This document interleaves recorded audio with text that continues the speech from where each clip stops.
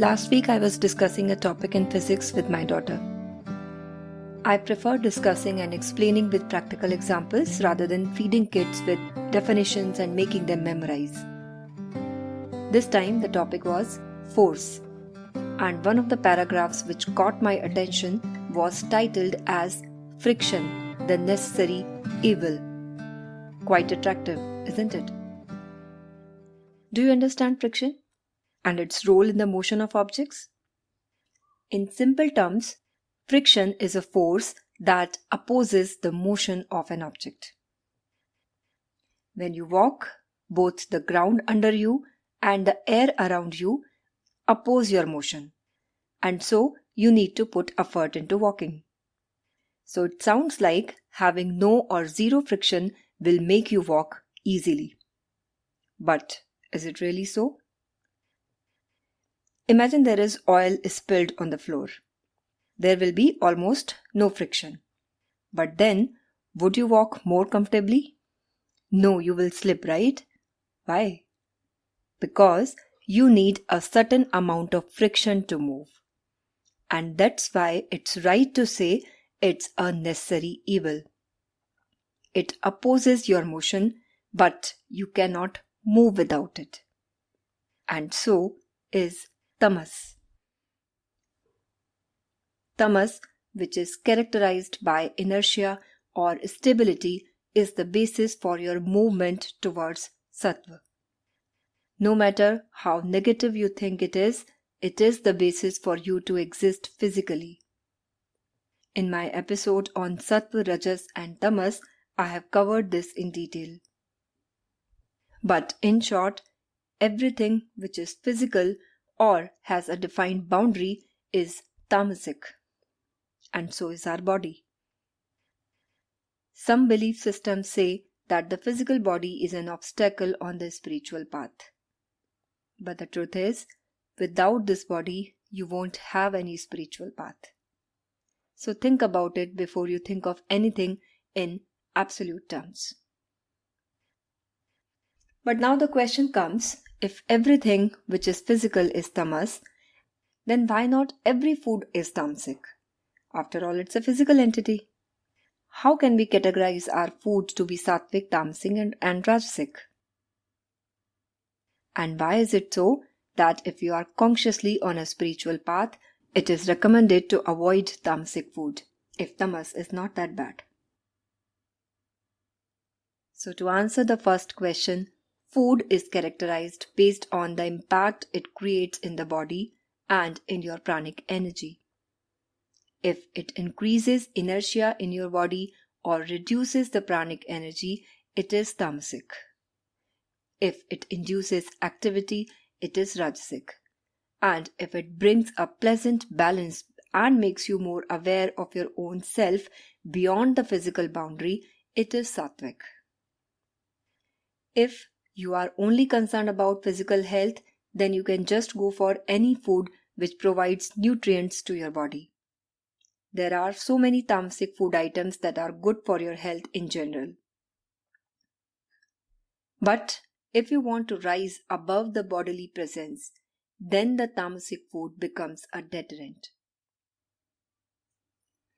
The more the inertia in your body, the tighter you will get coupled with your physical existence, and more difficult it would be to have any experience beyond the body, as it will lower your perception and consciousness. And that answers the second question as to why people who are consciously on a spiritual path avoid tamasic food. Well, I'm not going to talk about what comes under tamasic and sattvic food, as much information is available on the internet. If you have listened to some of my episodes, you know that I'm always interested in enhancing our perception and consciousness. So I want you to think about why is it that we need a consultant or Google to tell us what and how much should we eat? Why do we need an app to remind us, hey, it's time for you to drink water, or it's time for a snack? Why have we become so unconscious that we cannot recognize our most basic needs? It is absolutely fine to consult someone if we are suffering from an ailment or a special health condition and need to understand which food will impact us in what way, or when we need general guidelines to know the basic qualities of different foods. But as a daily routine, why can't we make this judgment? Why can't we figure out ourselves that if I'm not feeling well today, what have I eaten or done wrong? We consider ourselves to be superior to animals, right? But do you think any animal, if the availability of his food is not dependent on us, will ever need someone to tell him what to eat? No, right? Here, let me share an experience with you. The other day, my daughter and I went to the local market, and there we noticed a cow standing in front of grocery stores. It seemed she was very hungry and waiting for someone to offer her some food. Probably she was sadly surprised too. What kind of a world is this where there is plenty of food in front of my eyes, but I'm still hungry? She must be thinking. I could not avoid her, and so we looked around, and as nothing else seemed to be suitable for her, we bought a packet of white bread which is made of refined flour and is not actually good for health. When she realized it was for her, she got too excited and quickly came towards us. But as soon as she tasted the first slice of this bread, she spitted it out, and despite our several attempts, she didn't eat. But she was really hungry. We felt bad and decided to go to a nearby vegetable market to buy some fresh vegetables for her, hoping that she would be waiting till we come back. So we got a few kilograms of spinach leaves, and to our joy, she almost snatched the leaves from us and ate all of it in a few minutes. So, a badly hungry animal didn't compromise with the food nature has designed for her.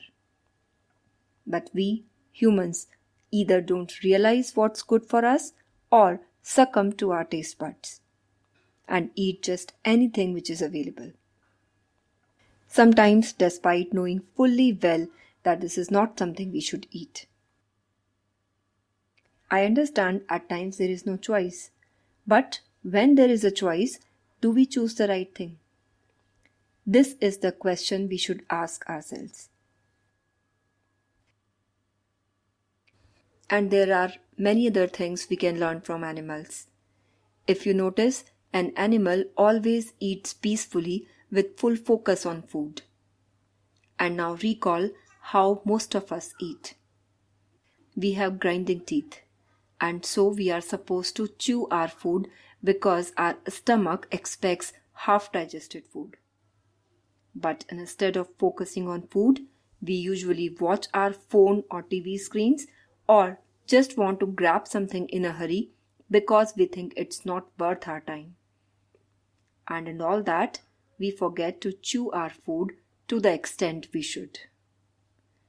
This way, we not only end up eating too much, most of it is uncrushed and not expected by the stomach in this form. When you take your next meal, try to sit peacefully.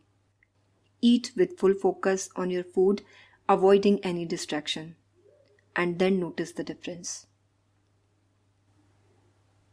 Another thing you would notice in animals, they usually never eat when their stomach is full or the food they are given is not meant for them. But humans can eat almost any time and almost everything. And worst of all, we don't even pay enough attention to the food we are eating. Forget about having gratitude towards it. There is a very important reason behind all of this. In the past few years, food, instead of being a basic need for life, has become a commodity, a symbol of status and fashion. And when something is a commodity, we would like to have more and more of it. We would like to compare it with others and with the latest trends.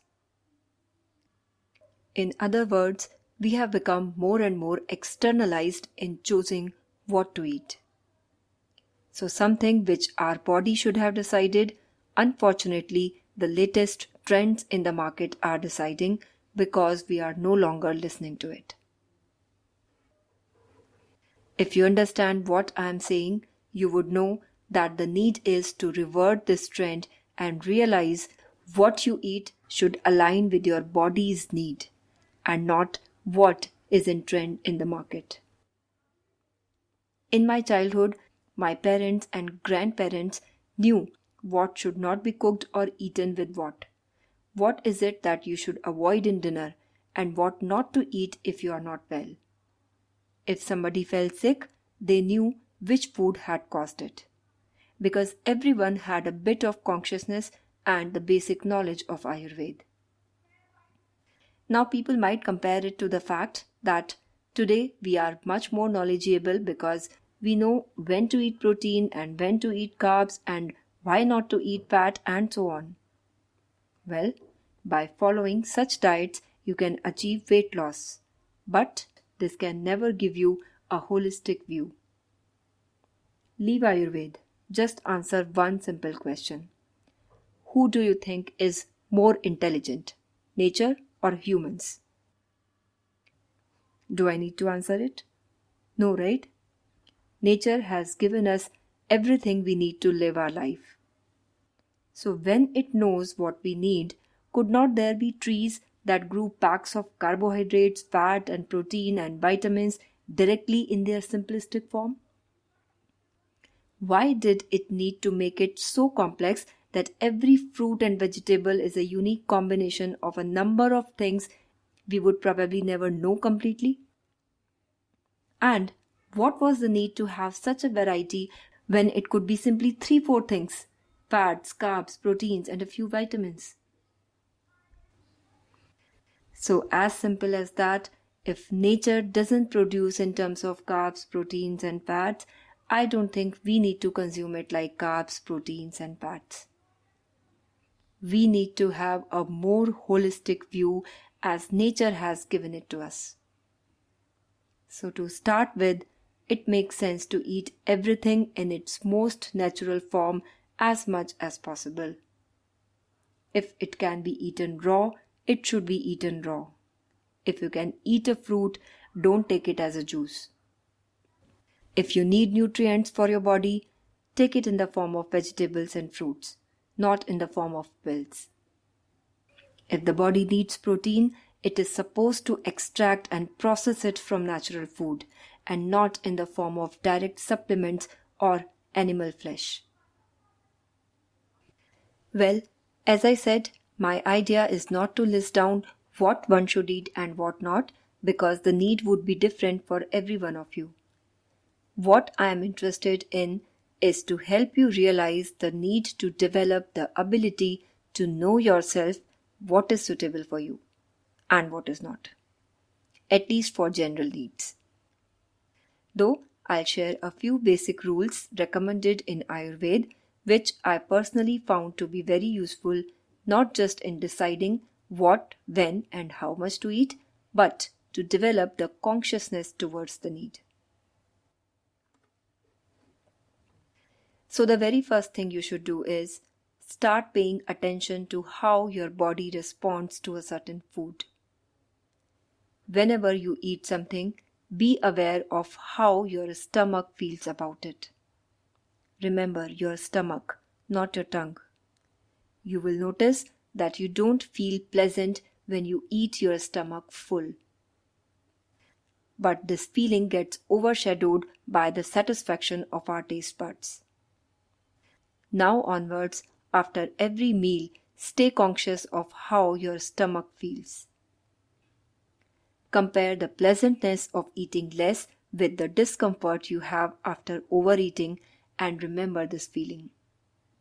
You yourself will choose the right thing next time. As per Ayurveda, it is always good to eat half the stomach, so that when the process of digestion begins, you have enough space in the stomach for the byproducts of the chemical process of digestion. Also, it's good to avoid taking water just before, during, or just after the meal because it will dilute the acids which are going to digest your food. And if you repeatedly take water with your meals, you might end up having indigestion. Ideally, your stomach should be empty within 2 hours of taking food. And that doesn't mean that you have to eat again after 2 hours. These days, it is a trend made popular by many dieticians that you should never starve yourself. Whenever you feel hungry, eat something, or eat something light every 2 hours so your stomach is never empty. Well, if you continuously supply food to your body and never reach a point when you are actually hungry, you are inviting diseases. I hope you know that there are cancer cells in every body. If you keep nourishing them all the time, it's pretty likely that they will soon manifest in the deadly disease. But if you keep sufficient gaps in between your meals and do not eat all the time, chances of them growing out of control becomes less. That's why in our culture, fasting has been given too much importance. Even intermittent fasting works well if you cannot fast for the whole day. If you cannot even do that, simply reduce what you normally eat to half. And very importantly, keep sufficient gaps in your meals. Eat only when you are hungry enough and avoid eating if you feel like doing so. Especially skipping dinner or substituting it with some easily digestible items is really good. Here the thumb rule is, when you go to sleep, your last meal should already be digested. Another important point which is pretty logical to understand is, we should avoid mixing too much variety of food. It may be good for your tongue, but it's definitely not good for your stomach. And it's simple to understand. Digestion is just a chemical process and it's different for different foods. If they all happen within the same container at the same time, you don't know what byproduct it will produce, or if all of them will be conducted as effectively as they would have been if they were running in isolation. It's just like when you multitask, you cannot pay the same attention to every task which you could have when you were working on them one at a time. Multitasking makes your computers more efficient, not your stomach. So it's good if things are simple. It's easy for the system if it needs to digest less variety, because then it doesn't get confused. Especially, one should definitely avoid eating contrasting foods together like sweet and sour fruits or extreme hot and cold foods. You remember when we used to come back home in summers, our elders always asked us to wait for some time before we could drink water. This was to avoid generating contrasting effects in the body which can lead to many health issues and reduce your immunity. If you take them as instructions given by some boring people who have no enjoyment left in their life, you will reject them. But if you visualize your stomach as a chemical factory, you will understand the whole point. And the best is that you experiment yourself. Notice your stomach an hour after you have eaten 10 items in a restaurant or in a party, and notice it some other time when you have eaten just 1 or 2 of the same items. You will understand yourself. Last but the most important thing I want to mention is your excretion process is the best measure to tell you whether you are eating right or not. A clean colon will ensure to save you from the majority of diseases, not only physical but mental as well. And not just that, it raises your consciousness towards what you eat, which was the whole point of today's episode. We'll discuss it in detail in the next episode. Till then, stay tuned and have a nice time.